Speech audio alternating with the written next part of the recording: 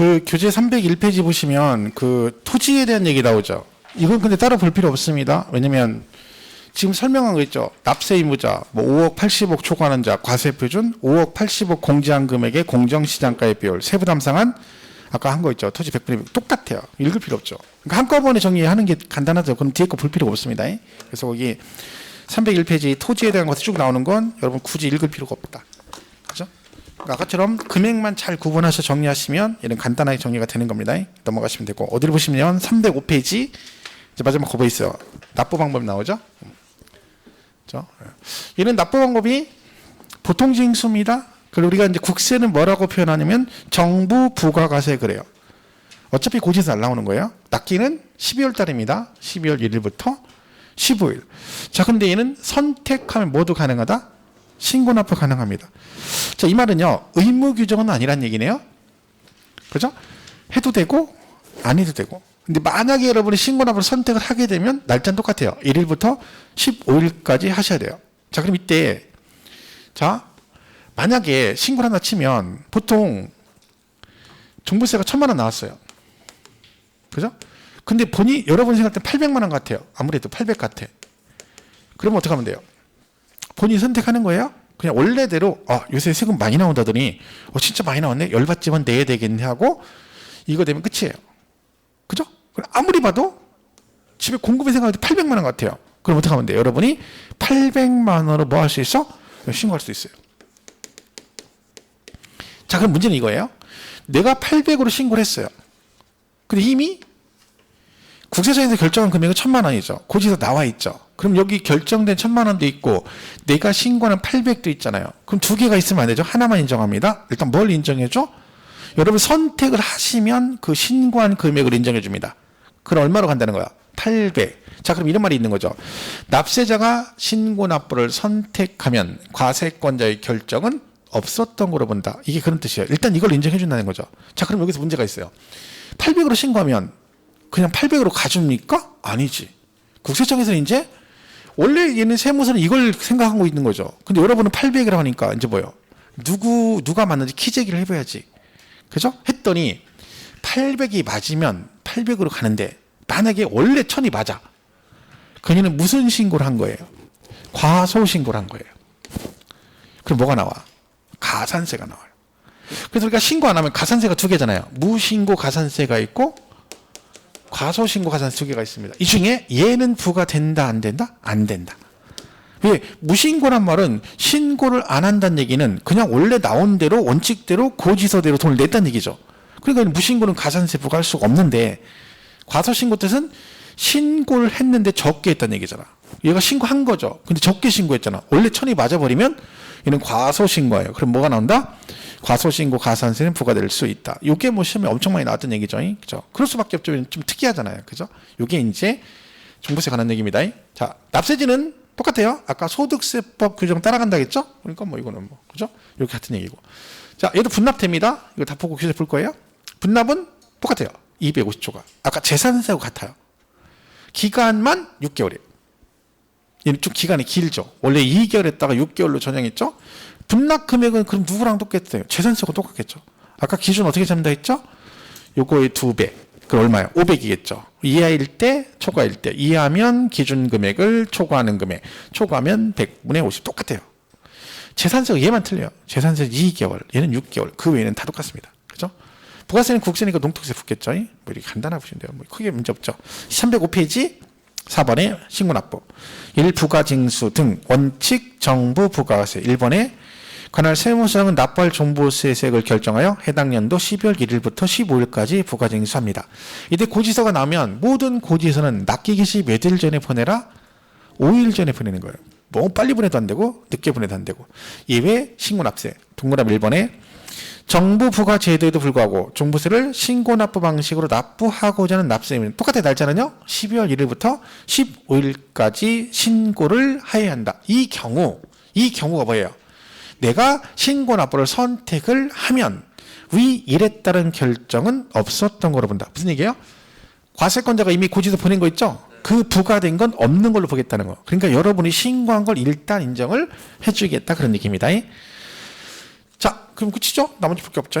보시고 뒷장 넘어가면 306페이지 분납 나오죠? 분납. 금액 똑같잖아요. 250만 원 초과되면 기한 지나고 6개월. 재산세하고 틀린 건 날짜만 6개월. 재산세는 2개월, 얘는 6개월. 분납 신청 똑같아요. 내용 크게 볼 거 없습니다. 맨 밑에 분납세액 오른쪽 307페이지 표 있죠? 거기 정리되어 있잖아요. 250만 원 초과 50% 이하. 그렇죠? 그리고 부가세는 농어촌 특별세 20% 내시면 되고요. 국세니까. 여러분 재산세가 비과세가 되면 종합부동산세 낼까 안 낼까요? 종부세는 항상 그거예요. 제 친구가 종부세 냈는데 맨날 거들먹거려. 그래서 제가 아니 재산세 냈는데 거들먹거려. 넌 재산세 안 내는데 그 열받아가 제가 다음날 가서 내가 너 충격받을까 봐 얘기 안 하려고 했는데 나 이래봐 너 종부세 내는 사람이야. 난 뭘 안 내는데 재산세는 안 내지만 이래봐 종부세 내는 사람이야. 너 개 죽을까 봐 그동안 얘기 안 한 거야. 말이 막걸리요.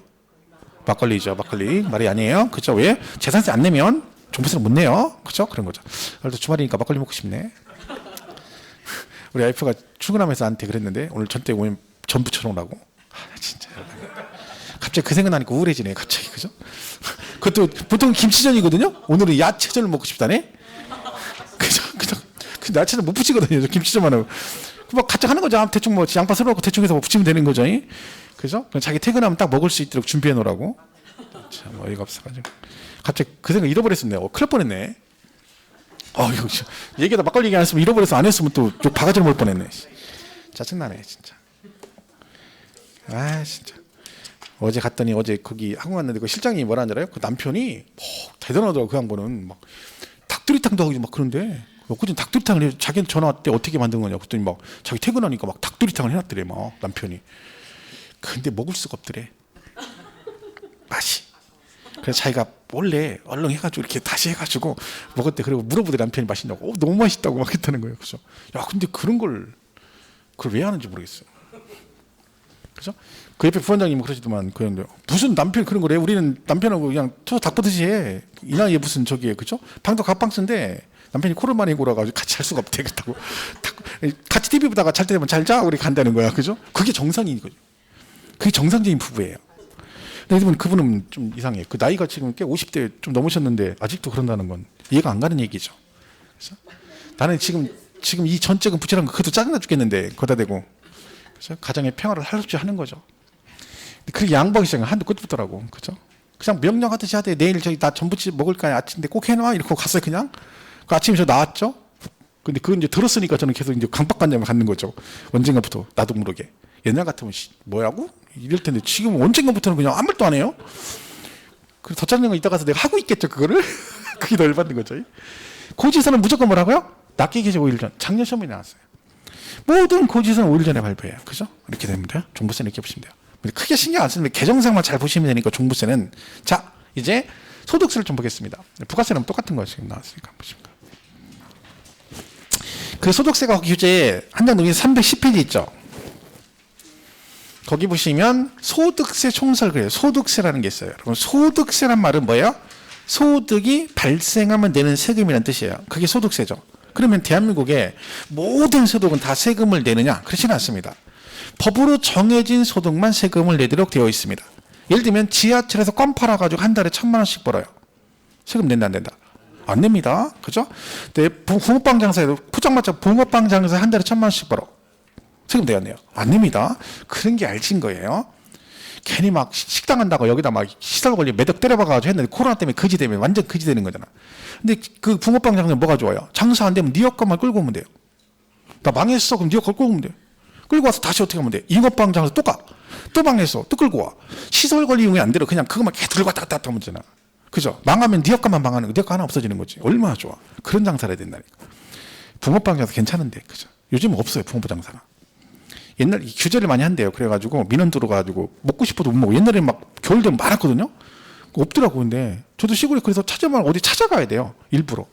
그래서 찾아 먹어야 된다니까. 참 그것도 이제 힘들죠. 근데 그런 장사를 해야 된다니까. 지하철에서 껌 팔면 장사 잘 되면 괜찮아요. 지하철에서 그 1호선 타고 다니면 그 많거든요. 그 물건 파시는 분들. 뭐 대단한 사람도 많습니다. 제가 얘기했나요?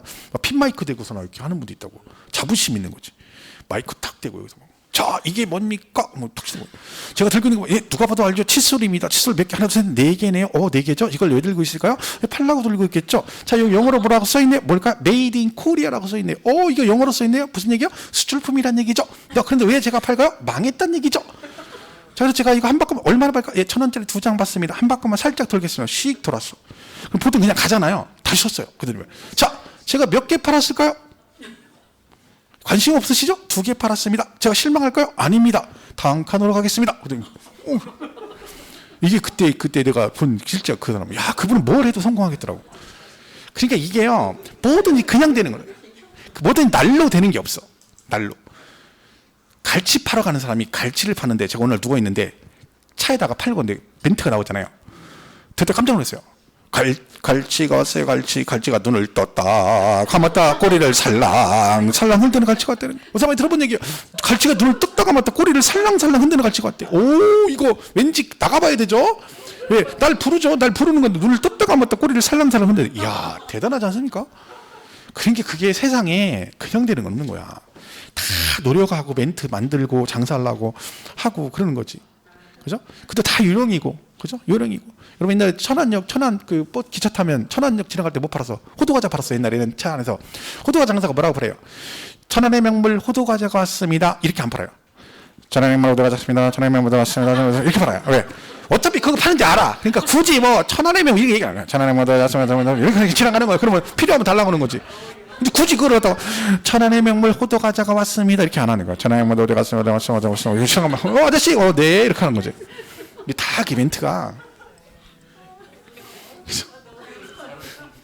제가 하나만 옛날에 저 학교 다닐 때 제가 시골에 사는데 버스 타고 이렇게 다녔어요. 부여가 제 고향 부여 쪽인데 부여 터미널에 그 아저씨가 계세요. 그분이 꼭 차가 쓰면 뭘 팔러 들어와요. 이렇게 칠국 옛날에 수락권 장사할 때 그분이 이래요. 딱 오징어 땅콩 있어, 오징어 땅콩 있어, 구른산, 오징어 땅콩 있어, 오징어 땅콩에서 구른산이에요. 근데 그걸 하다가 이렇게 돼요. 이렇게 지나가다가 눈을 딱 마주치잖아요. 그러면 오징어 땅콩 있어, 구른산 드려요 껌. 그 나이 좀 드시면 나이 드신 분한테 딱 눈 맞추면 드려요 구른산이 멀미약이잖아요. 그러니까 혼자 하다가 오징어 땅콩에서 눈 마주치면 그 사람 상태에 따라서 껌이냐 오징어냐 땅콩이냐 구른산 이걸 권하는 거야. 그럼 마치 내가 달라고 한 것 같은 거야 느낌에. 왜? 나는 그냥 있었는데 눈 맞추는데 갑자기 드려요 오징어? 그러면 오징어 내가 달라고 한 것 같아요. 그럼 이제 사야 되는 거야. 근데 그분이 그랬거든요. 오징어 땅콩 구른산 드려요 껌 드려요 뭐 오징어 드려요 구른산 이러네요. 그분이 지금은 은퇴하셨죠. 나이가 그때 당시 뭐 벌써 몇십 년 됐으니까. 지금은 안 계시죠. 그때 그랬는데 지금은 이제 그런 게 없으니까. 그러니까 세금 그저 수억이죠. 옛날 오래된 얘기예요. 그러니까 세금은 이것만 세금을 내요.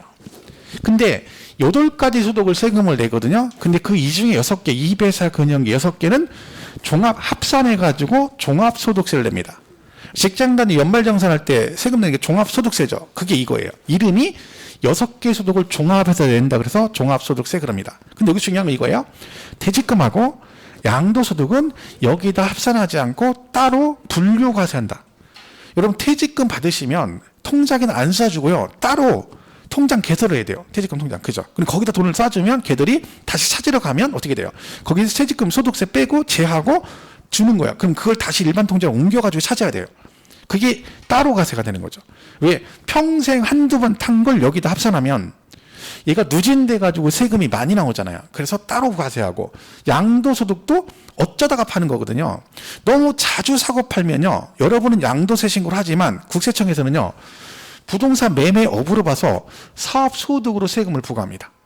그렇기 때문에 양도는 일시적이고 우발적인 소득을 말하는 거죠. 그러니까 이는 합산하지 않고 뭐한다? 따로 구분해서 과세를 합니다. 최근 시험에 이게 나오죠. 양도소득은 종합소득, 퇴직소득과 합산하여 과세한다. 그러면 땡, 틀립니다. 구분하여 계산한다. 몇 년 재작년인가 거기에 시험에 양도세 문제가 되게 어려운 게 나왔어요. 다음 중 옳은 걸 고르시오. 지문 4개가 너무 어려워요. 지문 자체가 난이도가. 근데 답이 이거였어요. 양도소득은 종합소득, 퇴직소득과 구분하여 계산한다. 맞는 지문이지. 이거 정답이었어요. 그래서 이 구분 정도는 하시면 돼요. 그리고 나중에 여기서 사업소득에서 하나 배웁니다. 부동산 임대업.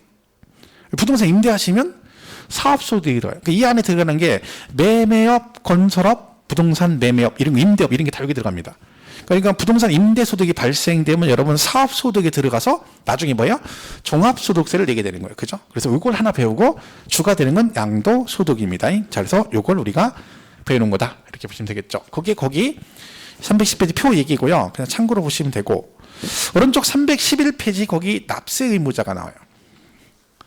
여기 있죠? 거주자, 비거주자. 이 개념은 잘 알고 계셔야 돼요. 앞으로 계속 나오죠, 이제. 이거는. 거주자와 비거주자. 거주자는 뭘 거주자란다? 우리나라에 주소가 있으면 거주자. 그럼 여러분이나 저는 무조건 거주자에 들어가요. 자, 거주자 주소는 없는데 1년 중에 183일 이상 거소를 두면 얘도 거주자로 봅니다. 그러니까 외국에 있는데 한국에 1년 중에 183일 이상 왔다 갔다 했다는 거, 체류를 했다. 그러면 걔도 거주자로 보겠다는 얘기죠. 그러면 주소 있어도 되고 없어도 1년 365일 반땅하면 182.5일이에요. 반올림해서 183일 이상 있으면 거주자. 그럼 둘의 차이는 뭐냐? 이겁니다. 거주자는 우리나라에서 발생된 소득과 외국에서 발생된 소득을 다 세금을 냅니다. 근데 비거주자는 우리나라에서 발생된 소득만 세금을 냅니다. 자, 여러분은 거주자죠. 외국에 아파트 있는 걸 팔았어. 미국에 건물 하나 팔았어. 한국에다 세금 내셔야 됩니다. 그죠? 자, 근데 안젤리나 졸리가 비거주자죠? 누가 봐도. 근데 걔가 인천 송도에 아파트를 가지고 있다 팔았다. 양도세 내야 됩니까? 안 내야 됩니까? 내야죠. 우리나라 돈 팔은 걔 외국인이 팔고 나가면 세금 안 내준다. 말이 안 되잖아. 그죠? 걔가 비거주자지만 어디서 소득이 발생했어요? 우리나라에서 소득이 발생해 세금은 내고 가야지. 그 차이예요.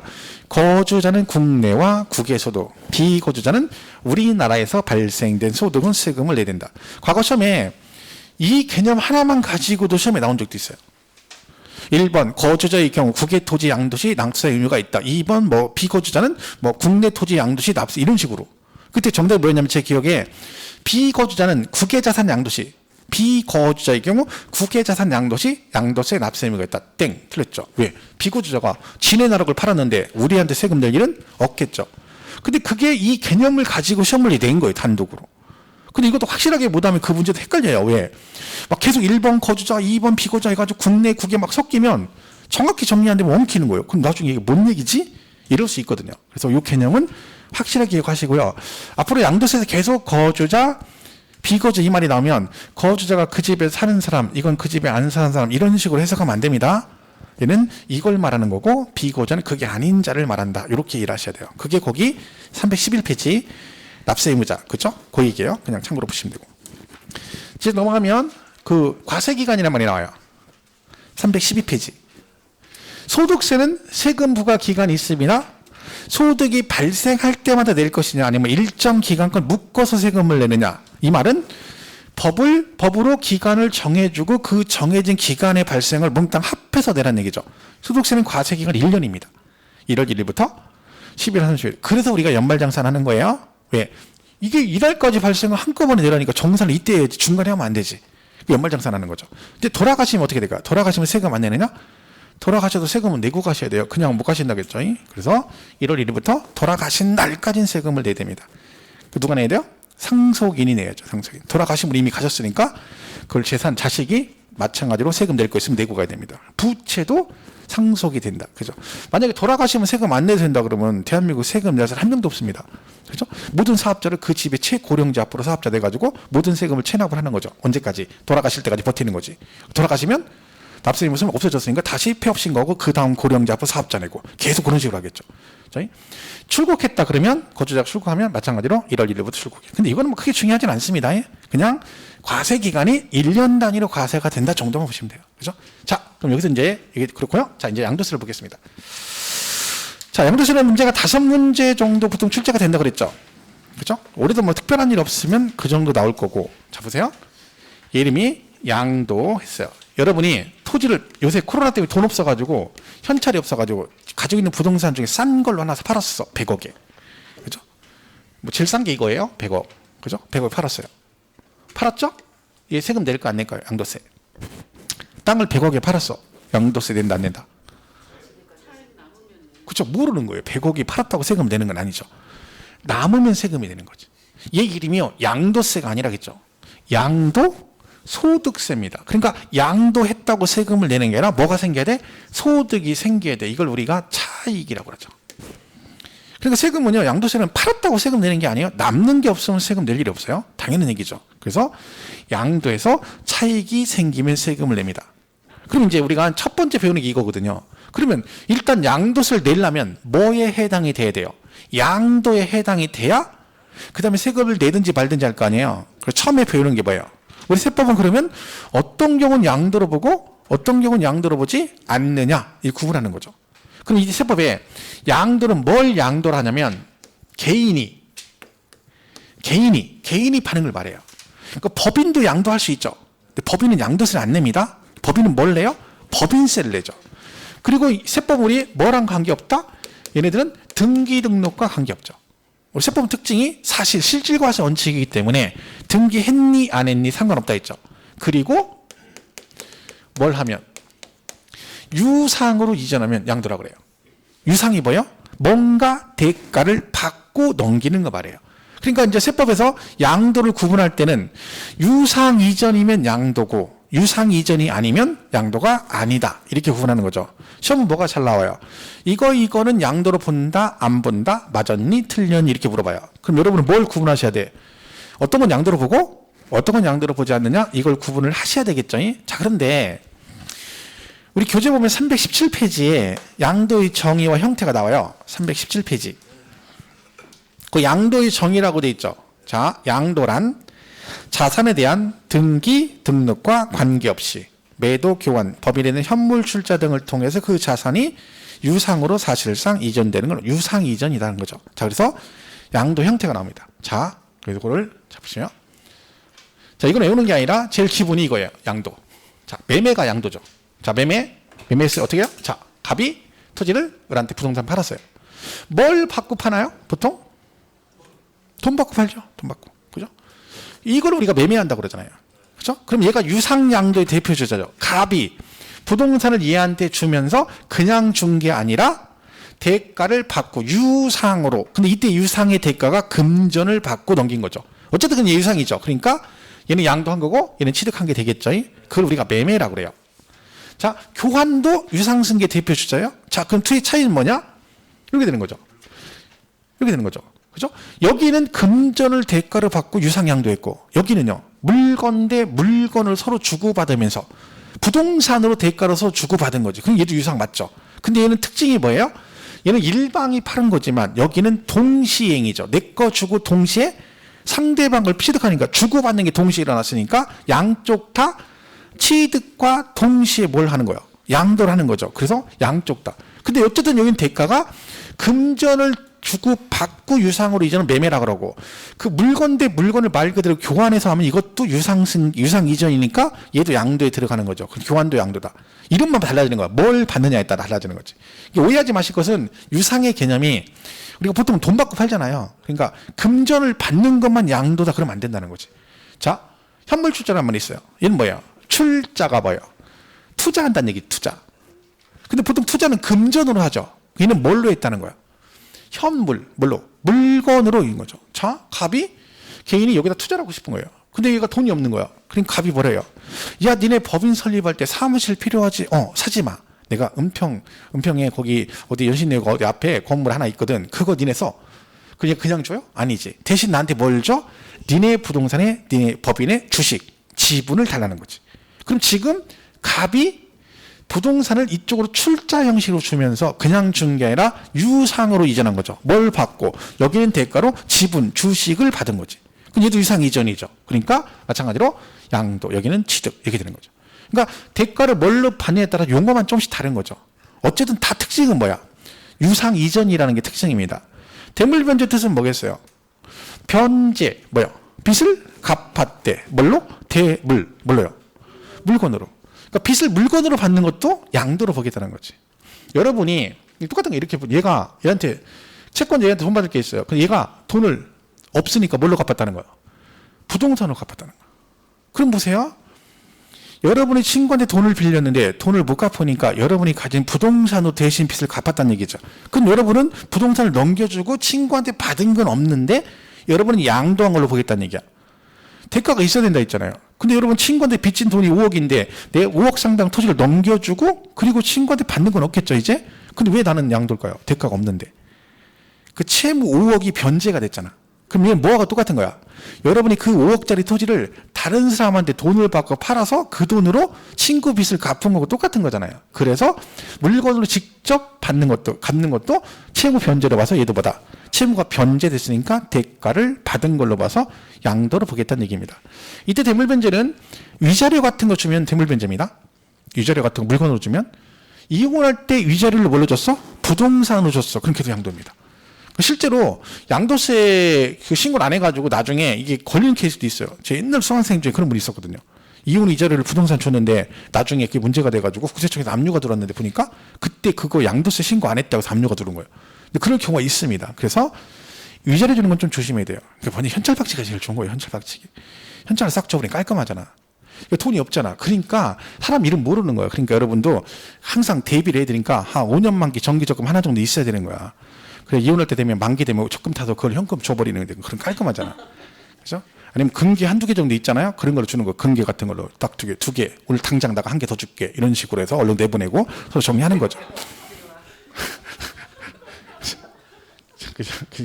그 위장이혼 아니죠. 그런 거 아니죠. 여러분 위장이혼 같은 거 하시면 안 돼요. 제가 그 인터넷 봤는데 남편이 사업 상태 문제되니까 그 집이라도 건져야 되니까 당신 명으로 돼 있어 압류 들어오기 이혼하자 해가지고 부인이 안 되는 걸 남편 때문에 이혼해줬어요. 그 남편이 뭐라 이혼하고서 같이 있으면 얘들이 조사 나오니까 나는 따로 회 앞에 따로 원룸에 살게 하고 나간 거야. 근데 부인이 이제 나갔으니까 이제 뭐 반찬도 이렇게 해다 주고 그러는데 연락이 없는 거예요. 그래서 오늘 갔더니 남편이 그 안에 그 직원 그 여자 직원을 같이 살고 있는 거야. 그래서 여자가 이제 와이프가 가가지고 이게 뭐냐니까 이제 그럼 나 이혼한 거 취소하겠다 소송 걸었을 거 아니야? 어떻게 됐을까요? 취소가 안 돼요. 왜? 법은 니네 둘이 이혼할 당시 어떤 협의한 거잖아. 협의 이혼이야. 그러니까 취소가 안 된다는 거야. 그 부인만 이혼당한 거야. 남편은 이제 떳떳하게 지는 그 여자하고 같이 이렇게 사는 거지. 그게 그런 게 있다니까. 진짜 왜 그러고 사나 모르겠어요. 그죠? 살아보면 거기서 거기야. 여자 뭐 이쁘고 그 필요 없어. 그잖아. 이쁜 거 있어. 성질 더러우면 소용없는 거. 사람은 진짜 마음이 착해야 돼요. 이쁜 건 잠깐이야. 그죠? 아무리 미스콜해도 몇 번 봐봐. 그럼 그 다음에 그 얼굴이 그 얼굴이야. 남들 볼 때는 이쁘지. 내가 볼 땐 똑같거든. 근데 우리한테 필요한 건 뭐야? 나를 보듬어주고 이렇게 하는 성격 좋은 여자가 좋은 거지. 그래서 뭐 이 여자 저 살아왔자 거기서 거기라니까. 쓸데 구간이면 살아보진 않았지만 우리 그건 미루어 짐작할 수 있는 거죠. 그 정도는 짬밥에 있는데 그거 딱 보면 모르겠어요. 그죠? 우린 그런 거 싫어합니다. 아우 진짜.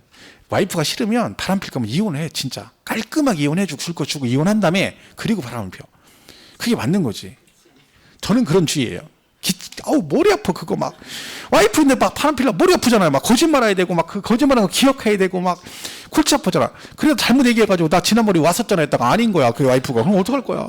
언년이야 그러면 이제 골치 아프기 시작하는 거지. 추적 들어. 언년이 하는 순간 추적 들어옵니다. 그죠? 지금 그러잖아. 와이프가 어디 가다가 뭐 하면 언년이야 그러는데 깰때다 언년이라고 괜히 그럼 막 찝찝하다니까. 아닌가? 아닌데?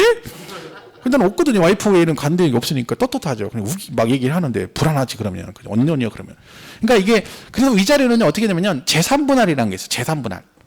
재산분할 청구를 해서 분할을 하게 되면 양도를 안 봅니다. 왜냐하면 재산분할은 부부 공동재산을 나눠 간다고 보는 거죠. 그러니까 남편이나 부인이 돈을 벌었는데 혼자 벌은 게 아니라 내조나 외조에서 같이 버는 돈이니까 헤어질 때는 어떻게 자기 거 찾아가는 걸로 보는 거죠. 그래서 재산분할을 하게 되면 양도를 안 봅니다. 자, 그런 게 있어요. 예외적으로. 어쨌든 얘는 대가가 뭐냐에 따라서 유상으로 본다. 자, 그러면 수용은 양도겠어요? 아니겠어요? 수용. 양도 받죠. 보상금 받잖아요. 양도 받죠. 자, 개념 이해를 잘 하셔야 이게 헷갈릴 수 있어요. 자, 보세요. 10억짜리 아파트가 여러분 이번에 경매돼서 5억에 낙찰됐어요. 여러분 아파트가 10억짜리인데 경매 들어가서 5억에 낙찰됐어. 얘는 양도일까 아닐까요? 양도 맞아요. 근데 이렇게 생각하는 거지. 10억짜리가 5억에 낙찰됐어. 진짜 저거. 그럼 저거 세금 내라면 안 되지. 여러분 양도는요. 세금을 내느냐 안 내느냐 이걸 따지는 게 아니라 대가가 있느냐 없느냐예요. 얘는 양도 맞죠. 왜? 5억에 낙찰됐으면 상대방 5억에 사간 거잖아. 근데 세금은 얘가 살 때 7억에 샀어. 왜 안 내? 안 내. 하지만 양도는 맞지. 자, 1세대 1주택이에요. 2년 보유하셨어? 2년 거주까지 했어. 팔면 비과세죠. 자, 팔았어. 비과세 했어요. 양도이 아니에요. 양도 받잖아요. 왜? 돈 받았잖아. 양도는 맞는데 비과세가 된 거지. 그러니까 이 양도를 판단할 때 뭘 대입하면 안 돼. 세금을 내느냐 안 내느냐, 세금을 내면 양도고 안 내면 양도가 아니다 이러면 안 되고, 그냥 줄 때 유상으로 했느냐 안 했느냐 그걸 가지고 따지는 거야. 그래서 유상이면 양도, 근데 차익 있으면 세금 내고 차익 없으면 안 내고, 양도에서도 또 비과세하면 세금 안 내고 그런 거지. 그러니까 세금을 내고 안 내고를 가지고 판단하면 안 돼요. 그러면 이런 것도 보면 나중에 괜히 기분 나쁘잖아요. 뭐 안 좋은 추억 생각나. 옛날에 나 경매돼 가지고 했는데 진짜 열받네. 저거 세금 내려면 안 되지. 세금 내라는 얘기가 아니잖아. 양도냐 아니냐, 대가 받았어. 그럼 얘는 양도인 거죠. 얘는 양도겠어 아니겠어요? 신탁 알죠? 신탁은 양도겠어 아니겠어요? 이건 아니에요. 신탁이 뭐예요? 그냥 맡기는 거잖아요. 관리해달라고 맡기는 거잖아. 돈 받는 게 아니잖아. 그죠? 근데 명의신탁 있어요. 명의신탁 아시죠? 얘는 양도겠어 아니겠어요? 그럼 또 이제 뭐냐면 좀 배운 사람들은 명의신탁 저 새끼 실명제 위반했는데 저거 법을 위반해가지고 법을 위반한지 말고 우리랑 관계없어요. 우리 세법은 그런 거 안 따져. 우리 뭐만 따져? 세금만 따져. 세금만. 돈 받았어 안 받았어? 명의신탁이 돈 받나요? 이걸 제가 사가지고 친구한테 등기만 친구 명의로 한 거지 내가 걔한테 뭘 주고받은 게 아니잖아. 얘도 신탁이잖아요. 양도 아니에요. 아니에요. 그죠?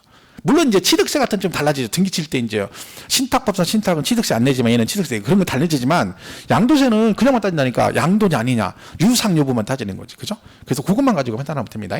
유상 여부. 그래서 얘가 이제 이렇게 가면 이렇게 되는 거고요. 그다음 부담부증이라는 게 있어요. 자, 이거는 증여했는데 조건부로 네가 내 대신 뭔가를 부담해라. 그 조건부로 증여하는 걸 뭐라고 그래? 부담부 증여라 해요. 자, 여러분이 만약에 토지 5억짜리를 가지고 있다가 이 을한테 여러분이 증여를 했다 쳐봐. 근데 여러분 증여하시면서 뭐라 그러는 거예요? 야, 내가 너한테 이 5억짜리를 그냥 줄게. 대신 조건이 있어. 그게 뭐야? 네가 내 대신 뭔가를 이거를 부담을 해. 그 부담하는 조건부로 내가 너한테 증여해 줄게. 말 그대로 뭐야? 부담부 증여입니다. 그럼 얘가 뭐라고 하겠어요? 그럼 내가 뭘 부담하면 되는데? 했더니 여러분이 뭐라 그래요? 나 이거 살 때 은행에 대출 받은 게 있어. 얼마? 2억 원. 이걸 아직 못 갚아서 여기에 저당권 설정이 돼 있어. 그럼 갑이 지금 뭐라고 하는 거예요? 을한테 5억짜리를 그냥 줄 테니까 요 채무 2억을 뭐해라? 네가 내 대신 뭐해라? 부담해라 그 얘기입니다. 그러니까 2억을 떠안는 조건부로 5억짜리를 주겠다. 이걸 뭐라 그래요? 부담부 증여 그런 거죠. 그럼 이때 그러면 세금 관계가 어떻게 되느냐 그 얘기죠. 자, 이때 보시면 이런 얘기잖아요. 이렇게 여기 5억짜리 토지가 있는데 여기에 저당권 2억이 설정되어 있는데 갑이 을한테 부담부 증여하면서, 그러면 요 채무 2억 있죠. 요건 원래 누구의 채무예요? 원래 갑의 채무죠. 그죠? 근데 이거를 지금 을한테 떠넘긴 거잖아. 그럼 갑의 입장에서 봤을 때는 채무 변제가 된 거죠. 왜냐면 을한테 2억을 받아서 은행빚을 갚은 거고 똑같은 거잖아요. 그러니까 결론은 이만큼은 그냥 준 게 아니라 대가를 받고 준 걸로 보는 거죠. 그래서 얘는 양도로 보고 나머지 3억만 뭘로 본다? 증여로 보겠다는 거죠. 그죠? 그래서 채무 부담부는 양도로 보고 그걸 제외한 나머지 부분은 뭘로 본다? 증여로 본다. 이렇게 되는 거죠. 자, 그럼 여기서 이것만 보시면 안 되고요. 얘 있죠? 취득세 내죠? 여기까지 같이 정리하셔야 돼요. 그래 나중에 편해요. 왜냐면 이거는 간단한 얘기잖아요. 여러분 상식적으로 내가 돈을 받고 팔아서 상대방한테, 제가 돈을 받고 팔았으니까 상대방은 저한테 돈 주고 산 거고, 제가 공짜로 줬으면 상대방도 공짜로 취득한 거잖아요. 그럼 얘는 지금 뭐예요? 주는 애가 이만큼은 양도했고 이만큼은 증여했대잖아. 이만큼은 유상 양도고 얘는 무상이잖아요. 그럼 받는 애는요? 취득하는 애는 얘는 뭐예요? 유상승계 취득이고 얘는 무상승계 취득이죠. 이게 뭐 할 게 뭐 있어요? 줄긋기만 하면 되는데. 그 요거 취득세에서 몇 번 나왔었는데 이거는 잘 알고 계신 분들이 취득세 문제를 못 풀어요. 왜 그래요? 이걸 별개로 생각하는 거잖아. 얘는 얘고 얘는 얘야. 그러니까 양도세는 중요하니까 더 많이 하고 여긴 대충 보는 거야. 이걸 틀리는 거죠. 옛날에 뭐라고 나왔어요? 다음 중 유상승계 취득이 아닌 걸 고르시오. 여기 나 취득세에서 지문 뭐 나올게요. 부담부 증여 시 채무액을 제외한 나머지 부분 이거죠. 나머지 부분은 뭘로 봐요? 무상승계 취득이잖아. 유상승계 취득이 아닌 걸 고르시오. 얘가 정답이죠. 그럼 이거는 따로 외우면 되게 헷갈린단 말이에요. 그러니까 이거 할 때 그냥 이어서 가면 돼요. 줄긋기만 하면 되는 거예요. 항상 묶어서 같이 기억하셔야 돼요. 그래 이 문제를 안 틀릴 수가 있는 거죠. 그러니까 결론은 이렇게 되는 거잖아요. 지금 여기 보시면 얘가 이렇게 되는 거잖아요. 그죠? 그러면 얘가 주는 애가 채무액은 양도, 유상 이전으로 보니까 받는 애도 유상승계 취득으로 본 거고. 그죠? 나머지는 주는 애가 증여니까 받는 애도 무상승계 취득으로 본다. 이렇게 하면 되는 거예요. 그래서 이걸 같이 꼭 정리를 하셔야 됩니다.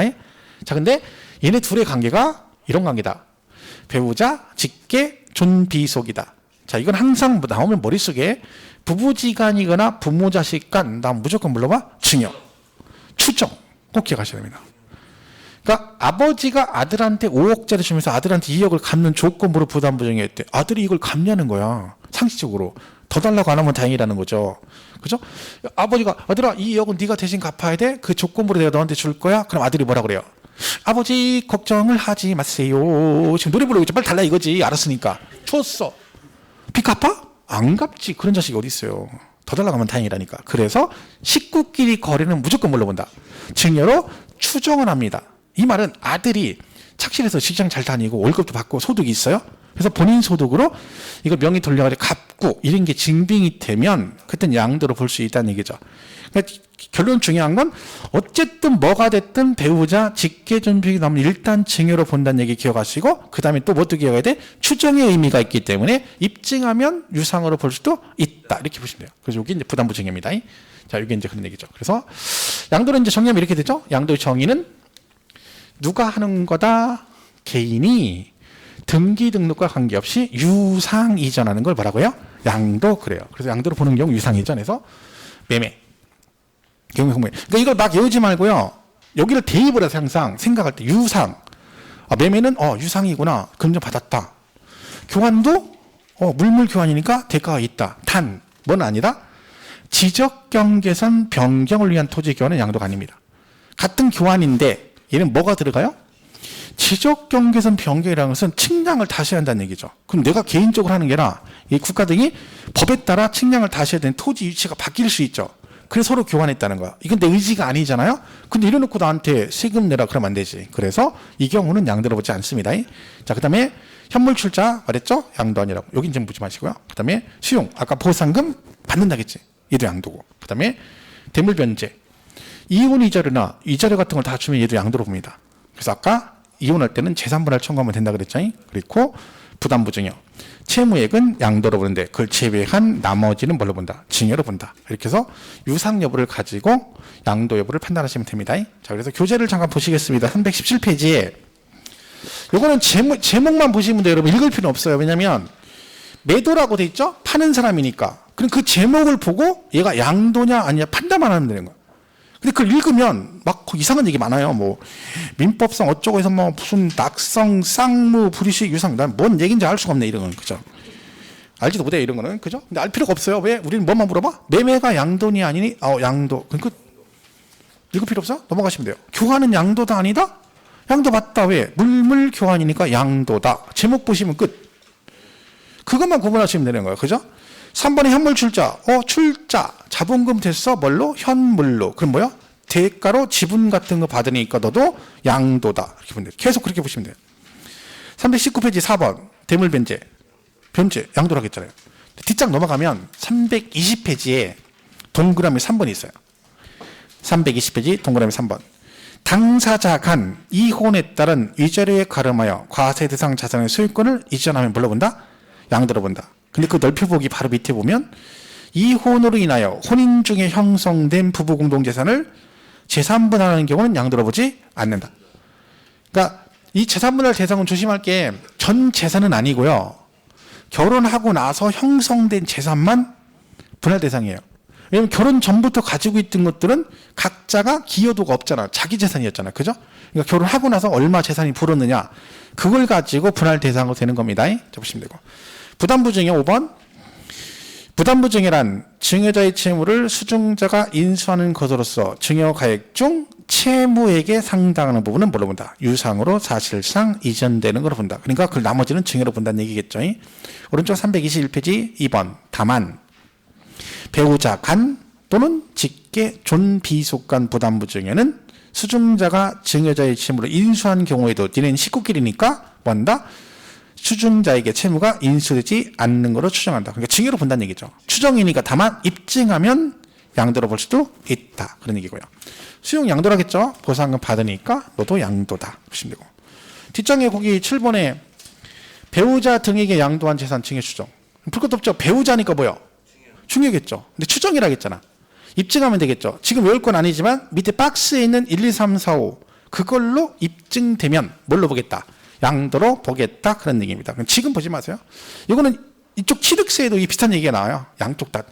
왜냐하면 주는 애가 증여니까 받는 애도 증여로 취득하는 걸로 보죠. 근데 추정이니까 입증하면 양도로 보니까 저쪽도 추정이 되면 취득세도 유상취득으로 볼 수 있겠죠. 이 같은 얘기가 중복되는 거예요. 그죠? 그래서 이건 3월 달에 할 때 같이 묶어서 정리할 거예요. 지금은 그냥 보시고. 됐죠? 이렇게 해서 여기까지 보시겠습니다. 그리고 여기까지 정리하시고요. 다음 주에 여기 있죠? 양도로 보지 않는 경우 해서 그거 정리하고 이렇게 가겠습니다. 전에 말씀드렸죠? 진도가 3월 달에 9주가 나오기 때문에 이번에 명절 때문에 7주밖에 안 돼서 3월 첫 주까지 진도 끝내고요. 둘째 주부터 새로 강의 나갈 겁니다. 이렇게 보시고 고생 많으셨고요. 다음 주에 뵙겠습니다. 고맙습니다.